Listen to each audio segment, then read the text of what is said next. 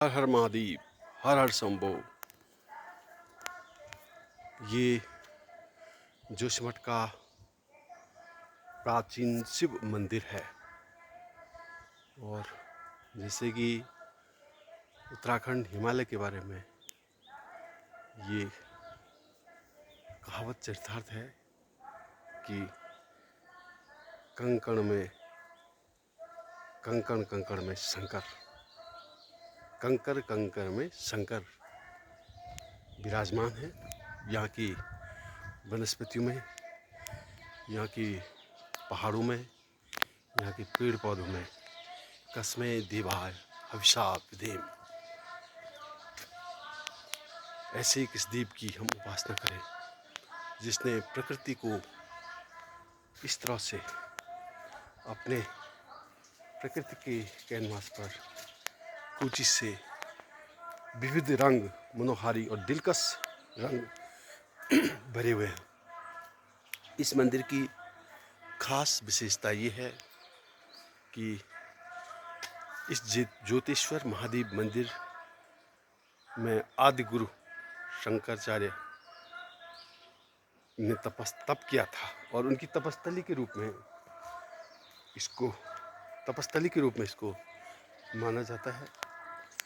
इसका जो वृक्ष है, इसकी सबसे बड़ी खासियत यह है कि ये जो वृक्ष है, ये कल्प वृक्ष, ये लगभग 2500 वर्ष पुराना कल्प वृक्ष है, जो पिछले दिनों तो बहुत ही जीर्ण शीर्ण और ऐसा लगता था कि ये सूख गया है, लेकिन अब इस पे बहार आ चुकी है और ये हरा भरा और ऐसा लगता है कि कोई नवोदित पौधा है, कोई नया पौधा जो है। लेकिन ये 2500 वर्ष पुराना पेड़ है, 2500 वर्ष पुराना बट वृक्ष है, 2500 वर्ष पुराना कल्प वृक्ष है, 2500 वर्ष पुराना कोई तपस्वी साधक ऋषि है जो वृक्ष के रूप में इस मंदिर परिसर में साधना में लीन है। इस कल्प वृक्ष के सौंदर्यीकरण में नगर पालिका जोशीमठ का भी योगदान है। उसके साथ ही NTPC द्वारा भी इस ज्योतिश्वर महादेव मंदिर में सौंदर्यीकरण का कार्य किया गया है और ये बहुत ही एक रहस्यमय, रोचक और एक बहुत ही आकर्षक स्थल है। यहाँ से पूरा जोशीमठ का भी आप दृश्य देख सकते हैं। नीचे जो है जोशीमठ है, जोशीमठ का जो मेन बाज़ार है, उधर से बद्रीनाथ को जाती हुई रोड है।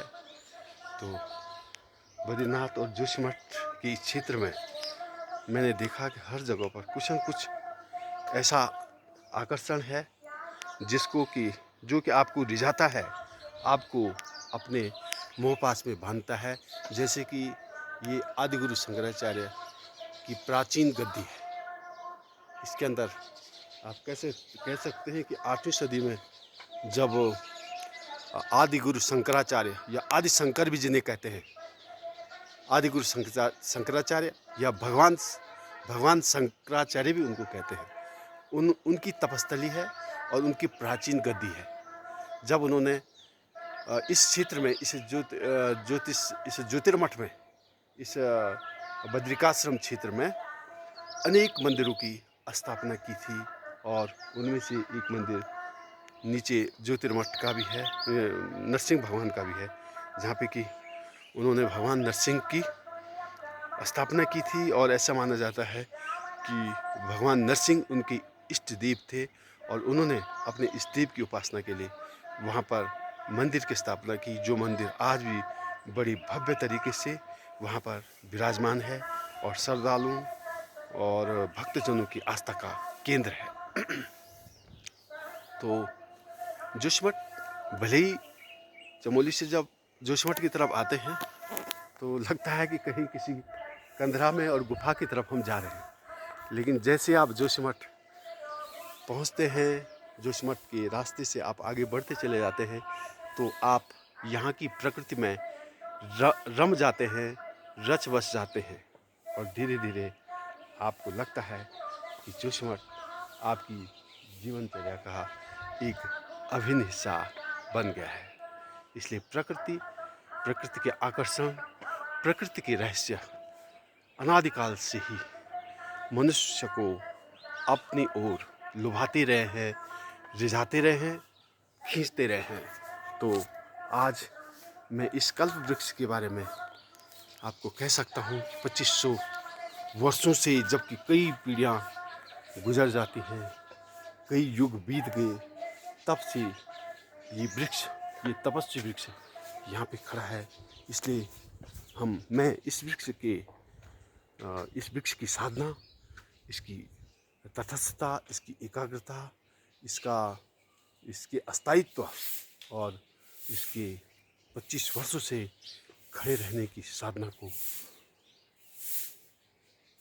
श्रद्धानंद भाव से नमन करता हूँ। हर हर महादेव, हर हर शंभू।